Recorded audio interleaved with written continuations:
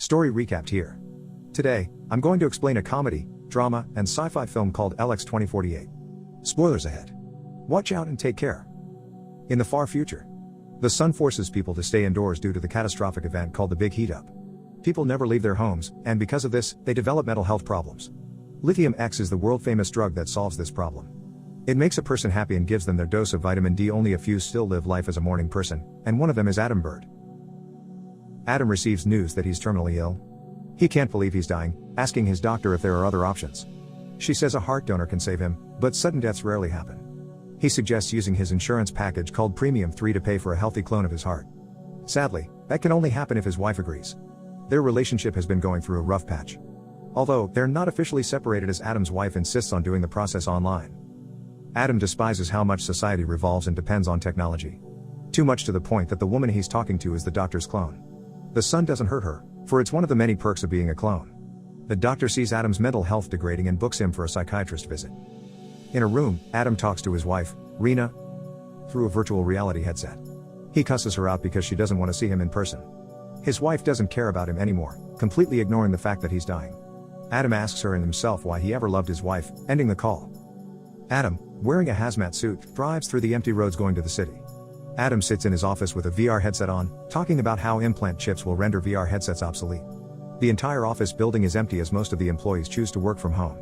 Adam works in a tech company that deals with virtual reality equipment. Later that day, Adam is in a heated discussion with a coworker. He tries to persuade him to focus on chip technology rather than VR headsets. Adam worries that the new chip would eventually make his company obsolete. Adam is passionate about the new technology, but his partners seem too busy with their virtual girlfriends to listen to him. His shift ends, and he visits a clinic for his psychiatric visit. The guard asks him to scan his thumbprint and iris and to remove his protective gear. In the doctor's office, Adam talks about how he's tired of being the only real human roaming the earth. This doctor is also a clone like the previous doctor. Adam says that clones aren't real people as they don't have the same emotions and fear of dying. Clones to him are like computers, programmed to have predetermined thoughts and actions for any situation. On a night that happened months ago, Adam saw nighttime like a normal person, a time to rest and go home. He saw his son immersed in his virtual world while eating cereal. Further down the corridor, he saw his other children playing virtual tennis and a violent shooter game. Finally, he saw his wife, sunbathing on her virtual beach. After a long day at work, Adam had virtual intercourse with a state-of-the-art doll that simulates the feeling of the real thing. As Adam did the deed, Rena walked in at the climax. Adam apologized for not locking his door. Rena accuses Adam of cheating on her with a woman he met online. He tried to explain himself, but Rena walked out. This was the cause of their separation. Adam wakes up, immediately taking a shower to wash away the look of disgust he remembers Rena giving him. He grooms himself as he prepares to visit Rena and the children. At their home, Rena refuses to let him in. He calls her through VR, threatening to break down the door. She meets him outside, showing no care about his impending death. Adam reminds Rena that if he dies, she won't be able to pay off the mortgage.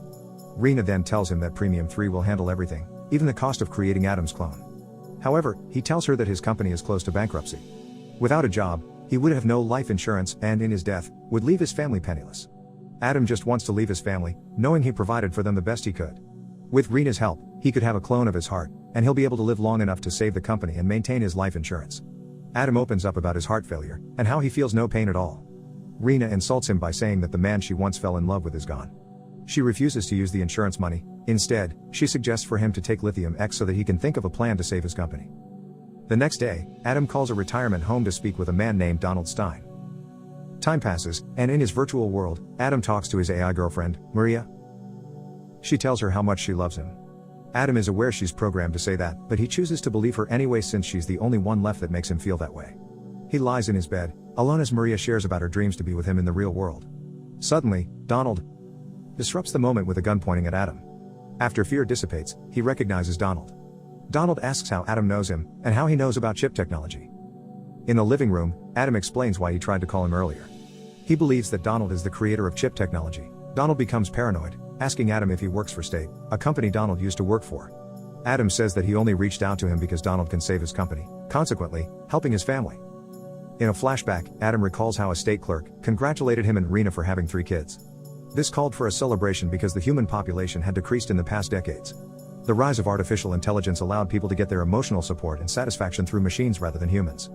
The clerk told them about an insurance package that aims to protect families like theirs called Premium 3. The man who developed it is the chief genetic engineer, Donald Stein. The clerk then explained that the insurance will cover creating a clone of the departed spouse or children. With this, the widow or widower can make adjustments to the clone. Rena seemed enchanted with the idea, while Adam remained perplexed. Adam confronted Rena about her wanting to change something with Adam's clone. She knew he chose to also change something about her, but he denied it. Rena reasoned out that she only wants Adam to be the best he can be. Back in the present, Adam praises Donald, calling him the father of human cloning. He tells Donald that he found him through his dental records. Donald asks how developing Premium 3 relates to him being the one that created the chip technology. Adam hypothesizes that only new technology like the chip can create clones that aren't affected by the sun. Donald nods in agreement.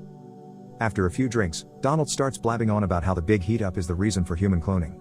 Essentially, they were tasked by state to develop humans that don't get affected by the sun. Adam opens up about how much he hates the idea of changing something about him. He wants people to love him for who he is, and not as the better clone. Donald relates to him, saying that he only found true love in his virtual girlfriend.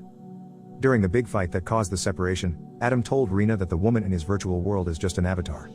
She's hurt by the fact that her virtual girlfriend satisfied Adam better. She called him pathetic, and the fight escalated. Adam argued about him sacrificing everything for the family while Rena lounged at her virtual beach all day long. Rena rebutted by saying that she's in the virtual world to spend time with their children. She says that Adam could also join them, but he's too busy pumping virtual juice into his virtual harlot. Adam admitted that he did it to feel some type of comfort and happiness.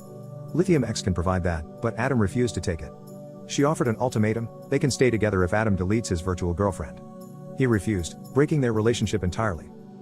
In the living room, they broke the news to their children. Rena said that Adam has another woman. Adam omitted the fact that Maria is an avatar and said that he and Rena just drifted apart. Rena doesn't condone his lies, so she embarrassed him in front of the children. After a night of smoking and drinking, Adam and Donald connect on a much deeper level as they hear about each other's past. Donald believes everyone is connected, and destiny brought them together. He says that he can engineer a clone of Adam's heart. However, he thinks that there's nothing wrong with his heart. The pain Adam is feeling is not physiological, but rather emotional. Adam can feel pain because he doesn't take Lithium X, and he yearns for the love that can only be found in his virtual girlfriend. Donald confesses that he felt the same thing, which is why he created a clone of his virtual girlfriend, causing state to oust him. He then purchased his freedom through selling chip technology patents. With the bond they have formed, Donald will help Adam by cloning Maria. Overnight, Adam contemplates Donald's proposition. He finds himself in the kitchen where he deposits Donald's gun into a drawer. Morning arrives, and he calls his mother. He's weirded out by her mom's avatar, who she made significantly younger. Adam worries that his children might fantasize about their grandmother. His mother asks if he takes Lithium X regularly, prompting him to express his hatred towards the drug. The sun burns his arm, and he quickly covers up his windows. A call from his company wakes Adam up. His workmate informs him about the decreasing support for virtual reality. His workmate asks if he's taking medication because he sounds unhappy. Adam hangs up the phone and flips him off. Adam starts drinking, and he anxiously looks for something. In the drawer, he sees Donald's gun on top of Lithium X pills. Night arrives, and Rena visits him. She worries about Adam's worsening condition, but he assures her that he's fine. Rena tells him about someone who can unlock Premium 3 without Adam dying. The process is called virtual assassination. Someone will create the necessary paperwork that can trick state into thinking Adam is dead. Adam's clone will arrive in 2 days, and the clone would save the company. Rena tries to talk him into agreeing, not hiding her excitement to replace him. Adam is dumbfounded and asks what's going to happen to him. Rena suggests for him to do whatever he wants. She doesn't care anymore if Adam wants to be with Maria. Adam shouts his disagreement, saying he'll fight for his life until his last breath. Rena calls him a drama queen, talking down on him and insulting him. Finally, Adam realizes just how much his wife hates him and agrees to do it. Rena kisses him and informs him that she already did it. She told his company that he overdosed. Before she leaves, Rena hands Adam his new identity and login credentials. Adam realizes that he can't see Maria because he's not Adam Bird anymore. His new name is Richard Burbage.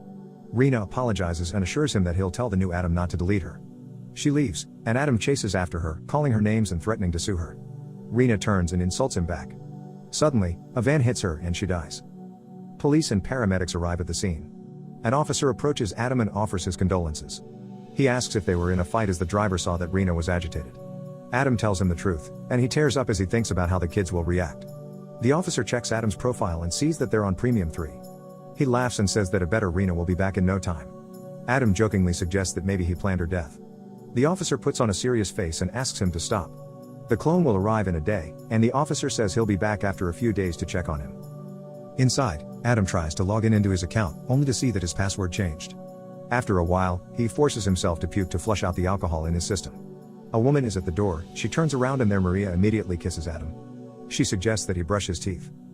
Adam is astounded by what's happening, his eyes can't look at anything else but Maria. She's everything he's ever dreamed of and more. Adam can't wait to finally do it non-virtually, but Maria wants to take it slow. She still feels sore from undergoing tests Donald made her take. Adam realizes that Donald made love to Maria before him. Maria says it's her way of thanking Donald. Maria then tells him to stop being a prude, saying that she has a right to explore other options. Adam watches Maria taking a shower. She sees him and acts playful. Suddenly, he sees Rena in her place. He searches through Maria's bag, taking out protection and a small clear chip. To take his mind off what he saw, Adam fails to play a song on the guitar. Maria finishes her shower, and she sees the pleasure doll she once was. She asks why Adam rummaged through her belongings, and he confronts her about the chip. The chip is called Eternal One, a device that downloads the brain of a dying person, which can then be transferred to the virtual world. Adam is weirded out by the fact that the chip can contain an entire person. Maria becomes philosophical, asking Adam if life truly has meaning. Every cell in Adam's body is a part of him, and she thinks that Adam and every person and thing are all cells of God's body. She says that God can also be a part of a bigger God, so on and so forth. Adam looks at her, scared and amazed. Maria plans to leave, ignoring Adam's pleas for her to stay. She says that cells in her body yearn to experience falling in love, but not with Adam. Alone in the living room, Adam dances with the pleasure doll. He feels defeated as the woman of his dreams didn't choose him. His dream that turned into a reality became a nightmare instantaneously. Adam now hatefully looks at the doll. He grabs a knife and stabs it. In a corner, he shakes uncontrollably. Someone knocking disturbs Adam's moment of sorrow. He crawls to get Donald's gun, and there he sees Rena's version of him. Real Adam talks to his significantly cooler self, telling him about their wife's death. Clone Adam laughs it off, and they make their way inside. He starts to judge Adam and his chaotic home. Clone Adam assures that he won't hurt Real Adam because clones can only use violence for self-defense. Still, Real Adam holds on to the gun while Clone Adam grabs the guitar. He starts to easily play the song Adam tried to play a while ago. Real Adam is jealous of how good of a musician Clone Adam is. He thought Rena would have changed something physical about him, so he's shocked to see how creative his clone is. Clone Adam says that Rena is a great woman, Real Adam just couldn't see it because of how hard it is to please him. He then asks his clone if he has a six-pack. Clone Adam shows off his abdomen to reveal the same body fat. He then styles his hair the same way. Real Adam doesn't believe that creativity is the only thing Rena changed, so he asks his clone to strip for him. Clone Adam shows everything down under. They compare lengths, and Real Adam is hurt by the difference. Cooler and longer Adam asks how Rena died. He starts shouting about the events that led to where he is now. Little by little, Real Adam grows crazy, blaming Donald for everything that happened to him. He asks for Cooler Adam's opinion on him wanting to kill Donald. The clone then starts reciting their script from a high school play they starred in. The two stand face to face, finishing each other's sentences. Real Adam tears up as he ends his monologue, and the clone praises his performance. Real Adam says that he's no longer Adam Bird because Rena bestowed upon him a new identity. He refuses to accept, but seeing the person Rena wanted him to be, makes him feel weak. The clone approaches Real Adam, persuading him to accept his new identity. He runs to a room as he tries to escape the identity crisis he's experiencing. Clone Adam follows him to the room, saying that Real Adam should accept changes in society. Soon enough, everyone will be transferred to the virtual world, leaving Earth empty. Real Adam realizes he can't be himself in the virtual world if the clone is alive, so he aims the gun at Clone Adam. The clone tries to prolong his life by asking why Rena virtually assassinated Real Adam. He then remembers he's dying. Clone Adam tries to make him take a pill to clear his mind. He puts down the gun as he contemplates his next actions. Suddenly, he snaps out of the clone's manipulation. Real Adam aims his gun, but the clone's self-defense mechanism kicks in, and they start fighting for the weapon. The gun slips out of their hands, and the impact causes it to shoot. Adam dies from a bullet to the head. Later that night, Clone Adam buries Real Adam. Back at home, he finally calms himself down. Adam returns the pills in a picture frame. He looks at two sets of clothes, unsure of which to pick. Outside is Rena's clone. The two reconnect, and he immediately notices an increase in her bust. Inside, the two share an intimate moment. The clones start to brew up a plan to use Premium 3 to replace their kids. Suddenly, they hear a buzzing sound of a chip. It's Adam playing the guitar. Adam's story delves deep into the human condition and asks what it's truly like to be human. Is humanity simply a face you can talk to? Or can you retain your humanity even if everything you interact with is virtual? Adam, who despises the clones, thinking them fake and an abomination, still participates in the virtual world in the form of his virtual girlfriend. Adam simply wanted to live happily just like in the olden days and can't accept humanity's progression and technological advancement. In the end, Adam comes face to face with his worst nightmare, his clone. Though they fight for supremacy, the clone overpowers Adam and ends up living his desired life. Adam's clone and Rena's clone are what Rena and Adam wanted to be. Both are living an amalgamation of the life the couple wanted. Now that both are gone, the clones plan on taking the children with them. Which then prompts the question, how long has this been going on? Have all of humanity been replaced by somewhat sentient clones? Or is it just the beginning? Subscribe to watch more videos like this. Turn on notifications. And leave a like, it really helps the channel out. Thank you for watching.